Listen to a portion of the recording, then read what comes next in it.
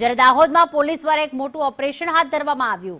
કારમાંથી કરોડોની બિનહિસાબી રોકડ ઝડપાઈ છે. લીમખેડા પાસેથી 2.56 કરોડની રોકડ જપ્ત કરવામાં આવી છે. કાર ચાલકની દાહોદ પોલીસે અટકાયત કરી. હવે આ રોકડ ક્યાંથી આવી હતી, ક્યાં લઈ જવાની હતી તેનો કોઈ જ હિસાબ નથી. ત્યારે પોલીસે તેની અટકાયત કરી છે. જ્યારે ચેકિંગ કરવામાં આવ્યું કારમાંથી, ત્યારે આ બિનહિસાબી રકમ મળી આવી છે. આંગળિયા પેઢીમાંથી રકમ વડોદરા જતી હોવાનો ખુલાસો થયો છે. રાજુભાઈ નીનામા નામના શખ્સની અટકાયત કરવામાં આવી. તો પોલીસે કાર ચાલકની અટકાયત કરી છે. રાજુ નીનામા, તેની પૂછપરછ કરવામાં આવી રહી છે કે આખરે 2 કરોડ અને 56 લાખની રોકડ તેની પાસે આવી ક્યાંથી.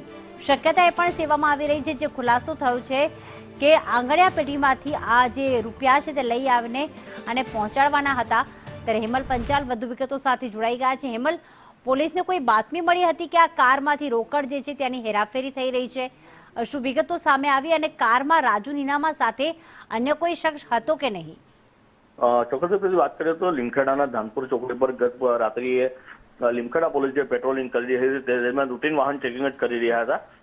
તે દરમિયાન એક અર્ટિગા કાર આવી હતી અને તેને પણ ચેક કરવામાં આવી હતી. જે કારની અંદર તપાસ કરતા પોલીસને 2.5 કરોડ કરતા પણ વધુની જે રકમ જે છે તે મળી આવી હતી. પોલીસ પણ ચોંકી ગઈ હતી. ત્યારે પોલીસ તપાસ જ્યારે કરવામાં આવી રહી હતી ત્યારે કારની અંદરથી 2.5 કરોડ રૂપિયા એટલે કે 2 કરોડ ને 56 લાખ રૂપિયા મળી આવ્યા હતા. તેમાં 3 પાર્સલ અને અલગ અલગ વસ્તુ જે કરીને 3 જેટલા પંચોની હાજરીમાં તેની પૈસાની ગણતરી પણ કરવામાં આવી હતી.